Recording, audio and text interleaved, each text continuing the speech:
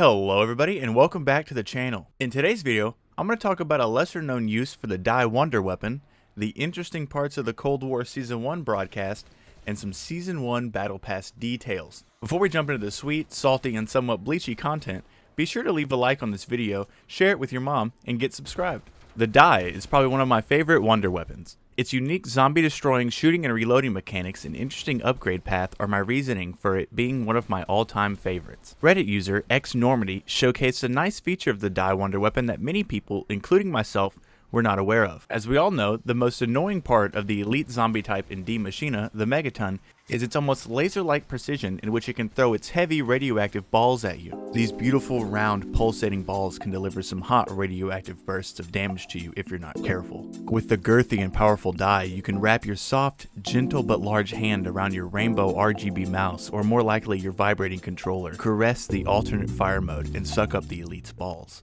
This is an excellent way to make use of the Die and help make the Megaton easier for you and anyone else trying to take them down. After a brief refractory period of 3 to 5 rounds, the Megaton will be ready to spawn again. With the launch of Season 1, no matter which game you're playing, Cold War, Warzone, or even Modern Warfare 2019, you will be able to progress through all the Season 1 content, including the Battle Pass, which I'll be going over at the end of this video. Treyarch has mentioned before that the progression of all 3 of the current Call of Duty titles would be combined into one smooth leveling experience. Player levels, guns, and Battle Pass progression are all merged across all 3 games. With 2020 being tough for so many people, this is amazing to see. I like that they're continuing support for Modern Warfare and not dropping it like they have done with many of the previous titles in the Call of Duty series. After this short bit of progression discussion, we have Maul of the Pines, a classic 80s mall. Not really much else to say about this map that I haven't touched on in my previous videos. It looks like it could be a good-sized medium to large map with a decent mix of close quarters and medium-range gunfights, thanks to being able to move throughout the arcade, food court, and other areas of the mall. Prop Hunt will be making a surprising return for Modern Warfare Remastered and will hopefully be more polished. Prop Hunt will be a 6v6 game mode that takes place on the current rotation of multiplayer maps. For those who don't know what Prop Hunt is, it's basically like hide and seek, but instead of trying to cram your body into the smallest possible crevice,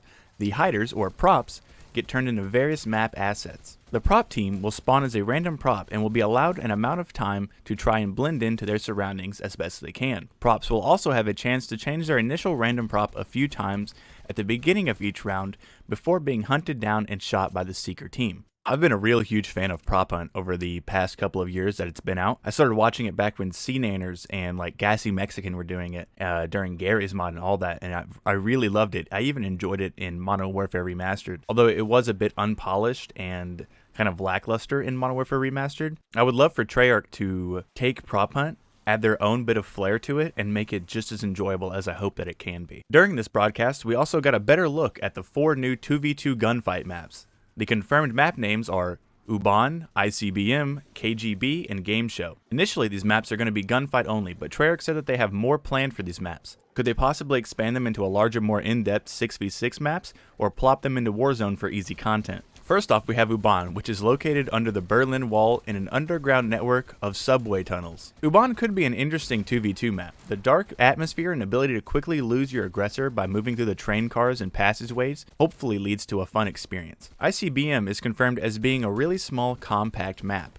With its small size, they said that there is still some verticality with being able to get on top of the missile silo and around the missile. Maybe a nice little elevator ride. It wasn't mentioned whether or not there will be an event to launch the missile and kill your enemy, but I still have hope. KGB is a more classically styled map with some ways to flank and outsmart your opponents. Honestly, this map looks a little boring, just like a Soviet-Russian financial building should look. Game Show really does look like the most fun 2v2 map coming in Season 1. Maybe you can win some double XP or double weapon XP tokens by playing along. It's nice to see that the ingenuity over at the Treyarch map design team isn't completely dead. Now hurry up and give us some more zombies maps, I beg you. Moving on from the gunfight maps, we have the HARP, which stands for High Altitude Reconnaissance Plane. Treyarch said that this score streak would be coming mid-season 1, but after I logged on earlier today to play a few rounds of zombies, I noticed that it was in the list of score streaks in multiplayer. Maybe it was an early release or that this was a bug. It seems like it's currently already in the game. The HARP works just like the advanced UAV from Modern Warfare 3 or the SR-71 Blackbird from Black Ops 1. They mentioned that there would be no counter for it other than shooting at a highly advanced plane flying miles in the sky with your M16. This makes sense because, as we all know, SAM turrets and other anti air countermeasures like launchers have much less range than a bullet fired from an infantry rifle. For zombies, we were kind of given little handouts like, "We're still thinking of you. Here's daily challenges. Love you. Bye." I realize that their main focus is on multiplayer in Warzone, but I would have liked to see more than what we got in the 3 minutes of this broadcast. We did get more confirmation that Khe Sanh is going to be the next zombies map and that it is likely coming at the start of Season 2. I mentioned daily challenges just a second ago, but we will also be getting seasonal challenges to go along with these dailies. You can probably expect these challenges to be relatively easy and most likely not too much of a challenge. The cruise missile score streak will be making its debut in zombies and seems like a good alternative to the chopper gunner to save yourself in a quick pinch. The new cranked game mode is a 30-second timer that resets after killing a zombie. So it's basically like normal zombies, but we get to pretend that we're each a part of the Cyberpunk 2077 dev team. I'm gonna be honest, this game mode seems a little lazy. Like they just took regular zombies and slapped a 30-second death timer on the left side of the screen, and if you don't kill a zombie within that time, then it's game over. I wish the dev teams were allowed to spend more time and give more love to zombies. And yes, I realize that game development is more complicated than just allocating more people to one specific section of the game. On a much more positive note, we have Jingle Hills.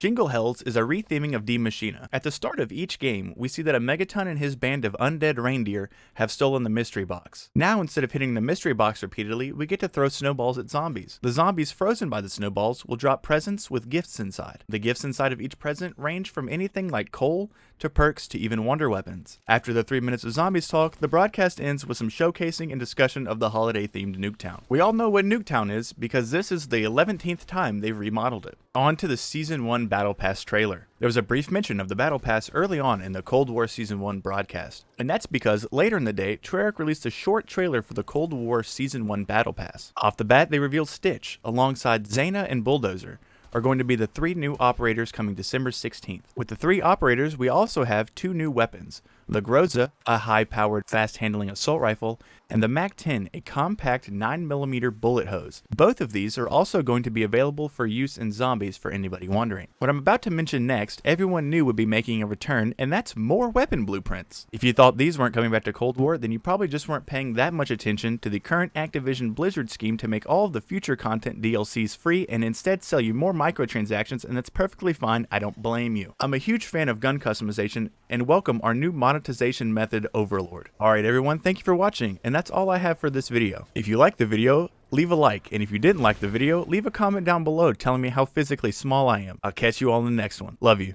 Bye. Oh, and also split screen seems to be live in zombies, so next time you're playing split screen with a bud, show them this video and tell them you love them too.